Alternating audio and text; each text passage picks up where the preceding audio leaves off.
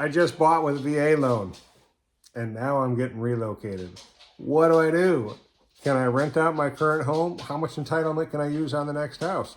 That's a great question that we're going to answer. And we actually have used this on several different clients to help them succeed in buying that next home. So pay attention. I'm going to go through the math here in a second, and we're going to take a look at it and see if it might work for you. So the first thing we have to do is, if we're checking in to see if you can actually make this work, because you're just now getting relocated, we have to take a look at how much entitlement you have, how much entitlement you've used.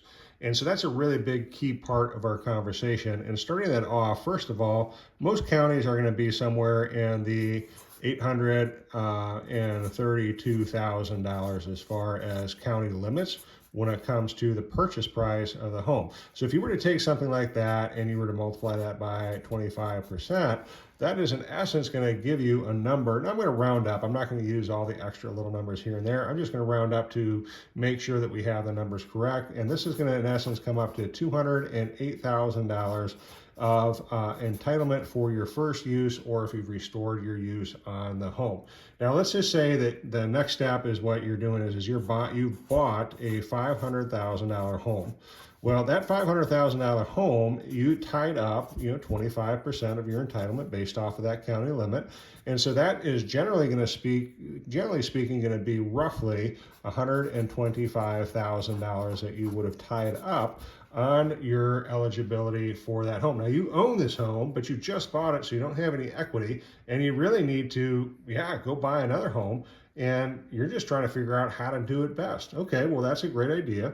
So now what we're going to do is we're going to subtract the 125 that you used from the total of 208, assuming that you're buying in another county that has an $832,000 county limit.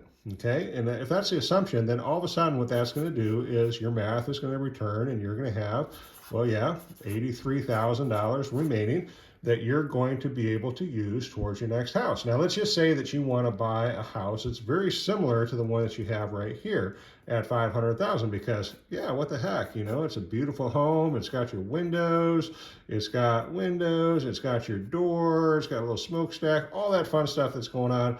Okay, well, let's talk about the beautiful home, and it's $500,000 in the new neighborhood that you're going to be buying at.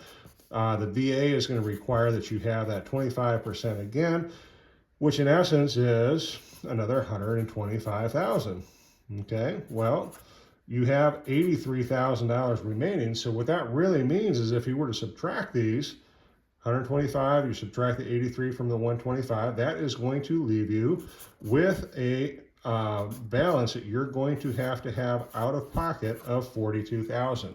Now this can be gotten from several different places. It can be coming from a 401k, and that's actually saved a lot of people, believe it or not, being able to pull money from a 401k. There's a lot of places where this can happen.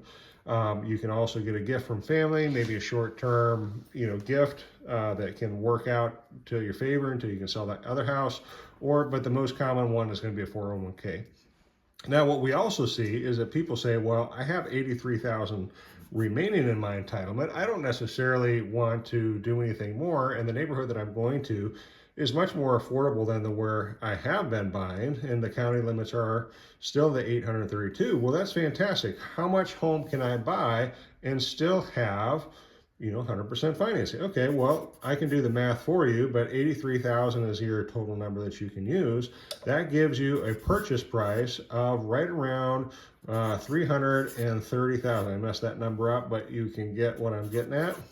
You're going to pick up what I'm laying down right there. 330 is the number that you can use, because if you multiply that by 25%, that in essence is going to give you the 82,500, which is less than what you currently have, which is 83,000 even. So kind of look at that. This is a great way to kind of see how the math works and work it out with secondary entitlement. And I've helped people do this. I've helped people buy duplexes, triplexes. There's all sorts of ways of being able to help and make this work so that you can buy that next home, especially if you're getting relocated to a new location. Well, there you have it. We were able to put together some numbers and actually get you set up so that you can make a really good decision as far as where to go. Now, there are other programs that you can use. You don't necessarily have to go straight with a VA, but that certainly is a fantastic one, especially if you have any service-related disabilities, because, man, that just waives all of your funding fees. It waives all of your mortgage insurance. It waives a lot of great things If you have a disability with the VA, sometimes it can even eliminate the state taxes and the county taxes for the house. Anyway, if you have any questions, certainly reach out. Certainly happy to go through the numbers and talk to you about your specific situation. Thanks so much. Oh, and on my website, I've got some great resources that you can download for free for veterans and also for first-time homebuyers. Come take a look at them.